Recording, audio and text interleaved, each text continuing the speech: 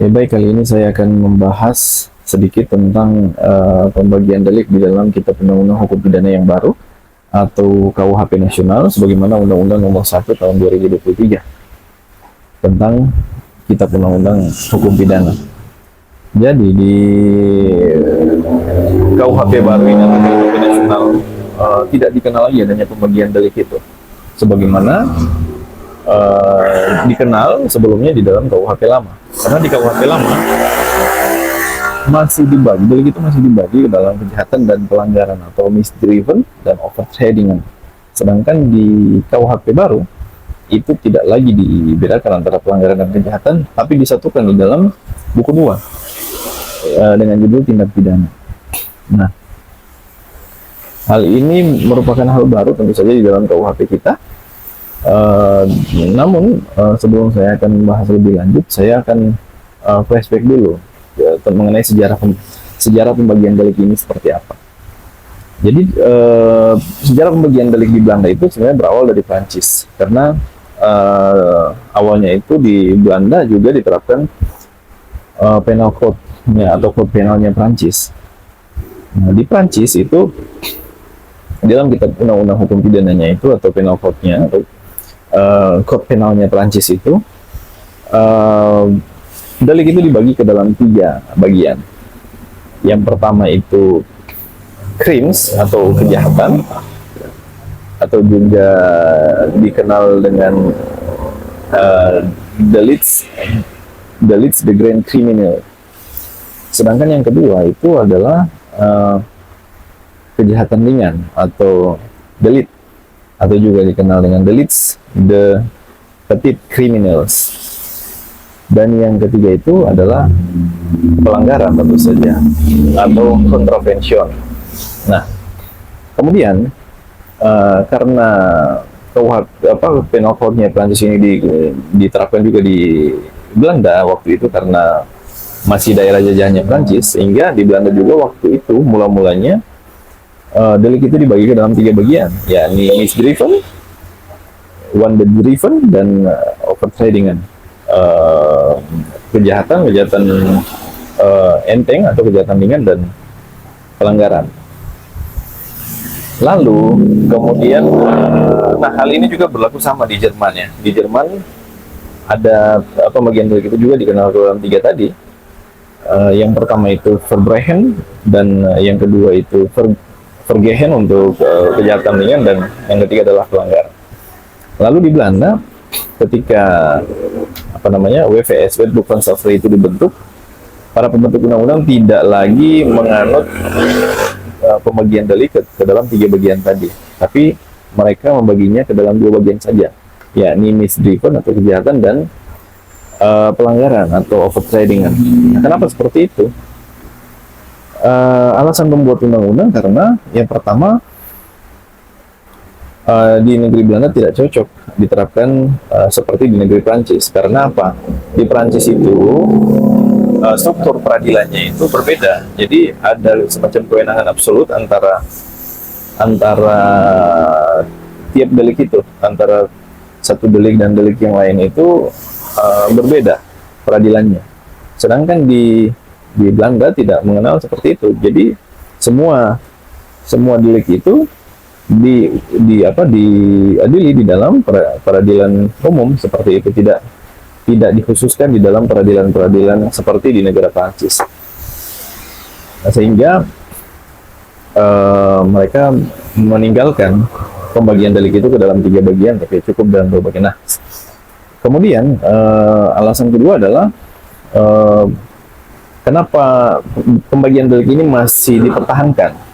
Karena menurut pembentuk undang-undang bahwa pembagian delik ini adalah hal yang asasi atau hal yang prinsipil di dalam kitab undang-undang hukum pidana. Artinya tidak boleh tidak, harus dibagi ke dalam 2 bagian tadi. Alasannya adalah kalau kita lihat di dalam memori van toelichting atau memori penjelasan dari Wetboek van Strafrecht itu, jadi kejahatan dan pelanggaran itu memang dibedakan karena kejahatan itu merupakan rechtsdelicten atau delik delik hukum. Sedangkan pelanggaran itu merupakan Wetdelikten atau delik undang-undang. Artinya apa? Kalau Wetdelikten atau kejahatan itu dianggap perbuatan itu yang diatur di dalam norma KUHP itu merupakan perbuatan yang memang sudah dianggap jahat dari sananya, atau tanpa dicantumkan di dalam hukum positif pun perbuatan itu sudah dianggap oleh masyarakat sebagai sesuatu yang patut dihukum, seperti itu, atau strafwaardig.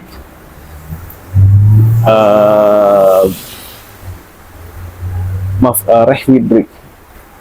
Jadi perbuatan itu adalah perbuatan yang patut dihukum. Sedangkan pelanggaran, dalam pelanggaran dia sifat apa namanya sifat kejahatannya itu justru ada karena undang-undang menyatakannya demikian. Artinya sebelum dicantumkan di dalam undang-undang, perbuatan atau pelanggaran itu tidak dianggap sebagai sesuatu yang patut dihukum oleh masyarakat, atau masyarakat baru mengetahui bahwa perbuatan tersebut dapat dihukum karena sudah ditentukan di dalam undang-undang. Nah, jadi seperti itu pembagian antara kejahatan dan pelanggaran itu menurut pembentuk undang-undang Belanda adalah dasarnya seperti itu. Aliran yang dianut oleh pembuat undang-undang Belanda itu adalah aliran kualitatif. Sedangkan hal ini mendapatkan pertentangan dari para guru besar atau dari para ahli pidana di negeri Belanda waktu itu, seperti Pompe, Heswinkel, Surinya, Van Hattum. Itu mereka menentang pembagian delik itu didasarkan pada suatu kualitatif, suatu teori kualitatif. Kalau mereka itu menganut teori kuantitatif, jadi mereka bilang seperti ini. Jadi kayak contohnya Heswinkel Surinya itu, dia bilang bahwa pembagian delik itu ke dalam kejahatan dan pelanggaran berdasarkan hal yang kualitatif itu adalah tidak tepat atau tidak semestinya. Karena apa? Antara baik kejahatan maupun pelanggaran itu dua-duanya itu mendapatkan sifat dapat dihukumnya itu karena sudah baru dicantumkan di dalam KUHP, di dalam undang-undang. Jadi ketika dua-duanya ini antara norma pelanggaran dan kejahatan ini belum diatur di dalam kitab undang-undang hukum pidana, maka keduanya juga tidak dapat dihukum perbuatan itu.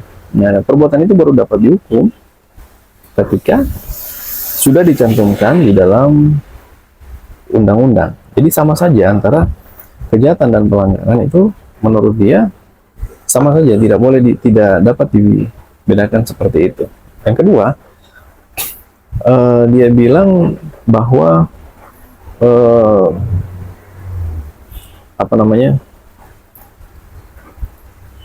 pelanggaran atau overtradingan itu di dalam undang-undang justru kadang-kadang orang merasa bahwa norma pelanggaran yang diatur dalam undang-undang itu justru sebagian orang merasa bahwa ketentuan itu atau perbuatan itu memang sudah melawan hukum dari sebelum dicantumkan di undang-undang. Begitu juga terbalik kejahatan. Beberapa kejahatan yang diatur di dalam KUHP justru menurut masyarakat masih diragukan apakah ini merupakan suatu perbuatan yang patut dihukum menurut masyarakat sebelum undang-undang itu atau sebelum norma itu dicantumkan di dalam undang-undang. Jadi agak kabur ini cara membedakan antara pelanggaran dan kejahatan itu, sehingga dia bilang bahwa yang paling cocok itu menggunakan teori kuantitatif atau aliran kuantitatif. Aliran kuantitatif itu hanya membedakan secara gradual saja antara kejahatan dan pelanggaran itu. Jadi intinya para penganut kuantitatif ini memberikan argumen seperti ini, bahwa kejahatan dan pelanggaran itu dua-duanya dua-duanya apa namanya? Dua-duanya didasarkan pada suatu kepentingan hukum. Jadi norma kejahatan dan norma pelanggaran itu, keduanya itu adalah ditujukan untuk melindungi suatu kepentingan hukum.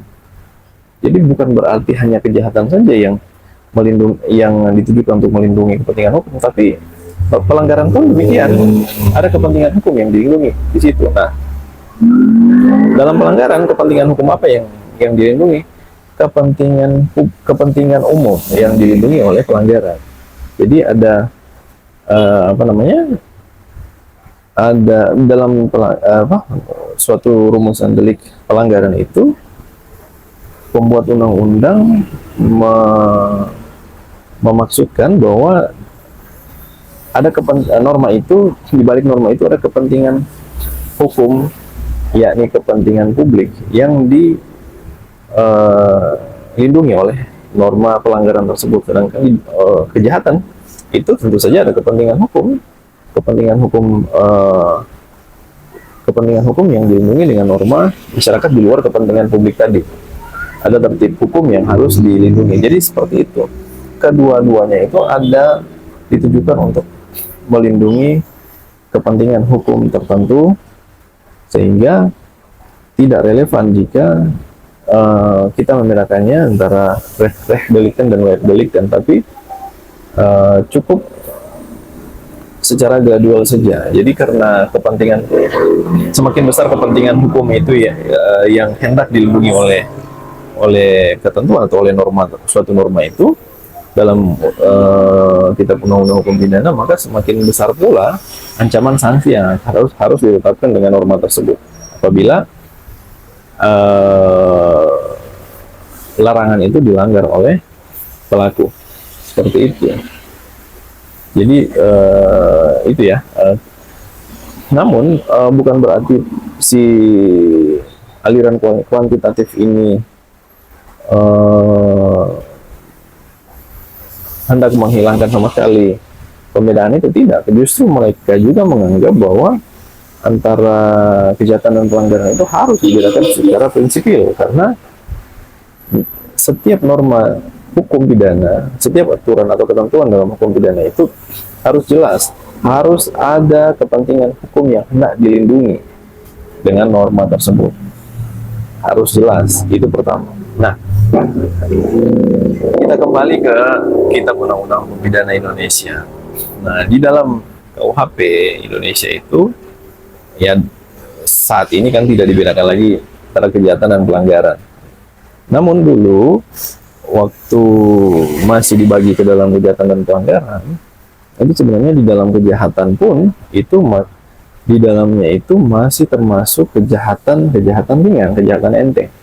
Cuman tidak dipisahkan di dalam satu buku tersendiri, sebagaimana di dalam KUH pidana Belanda.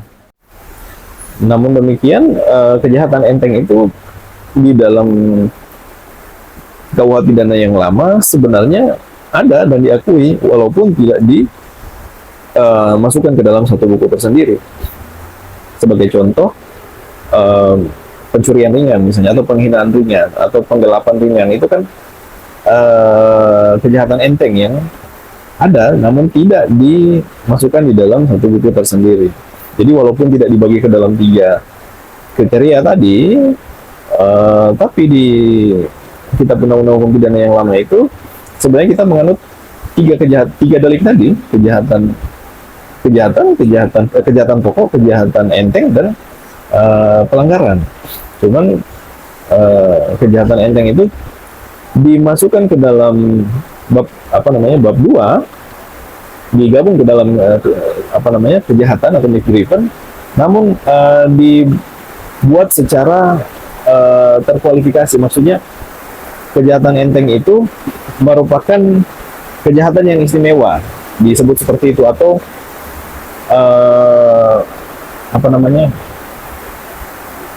kejahatan yang memiliki, jadi kejahatan enteng itu adalah kejahatan yang unsurnya itu adalah terdiri dari unsur kejahatan pokok atau kejahatan dasarnya, hal norm itu, dan ditambah lagi dengan unsur-unsur lainnya yang meringankan, seperti itu. Dia meringankan. Nah, kejahatan enteng ini juga diistilahkan dengan Heprivilegier delik. Heprivilegier delik ini merupakan kejahatan-kejahatan yang istimewa, artinya dia ada unsur-unsur yang meringankan. Dia kebalikan daripada Hequalificer delicten atau kejahatan-kejahatan yang terkualifisir atau yang memberatkan. Jadi seperti itu ya. Nah,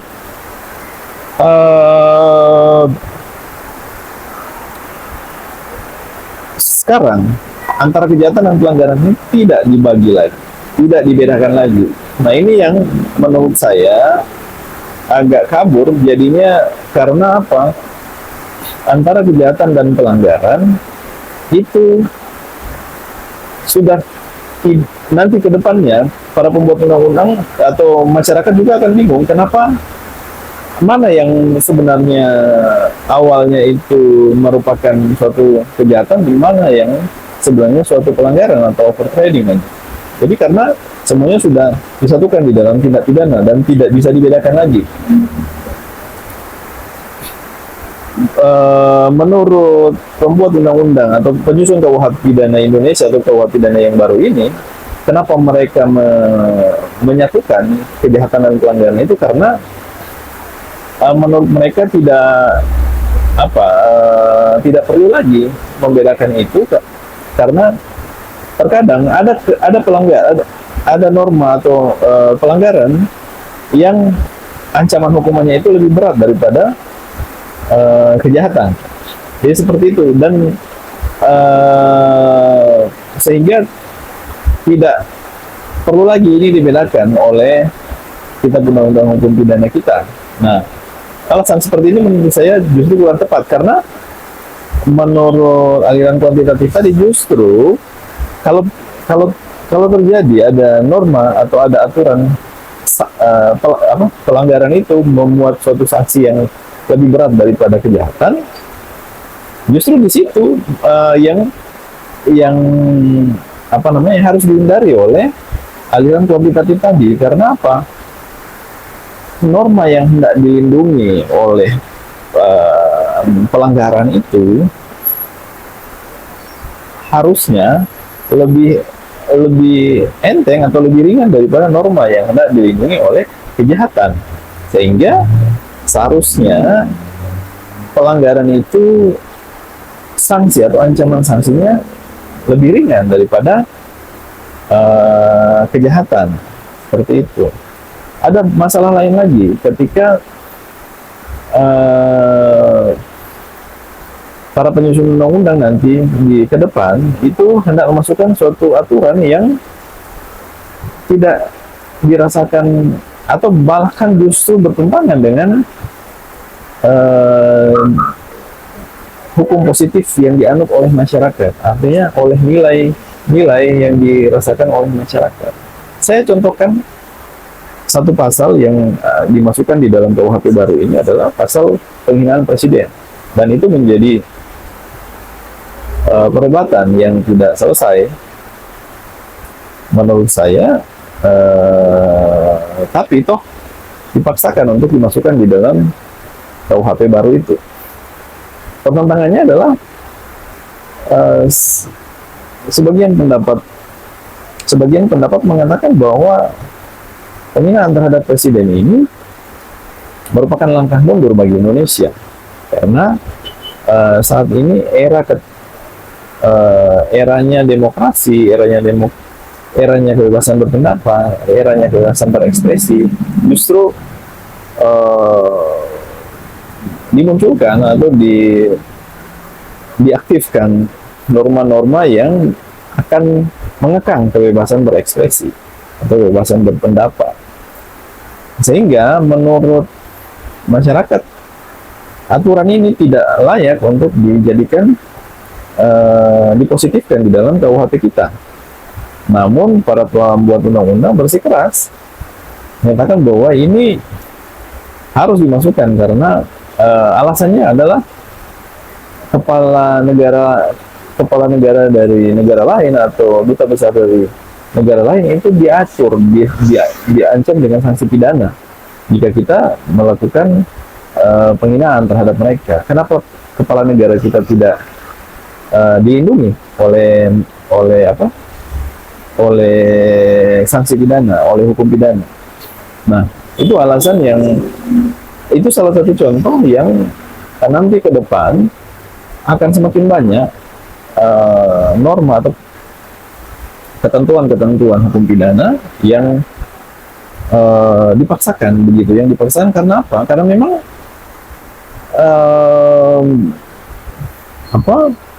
tidak dibedakan lagi antara kejahatan dan pelanggaran ini, sehingga akan sulit kita akan menemukan bahwa ketentuan ini apakah patut untuk dimasukkan di dalam ketentuan pidana atau tidak. Jadi seperti itu penjelasan saya kali ini. Semoga bermanfaat. Terima kasih.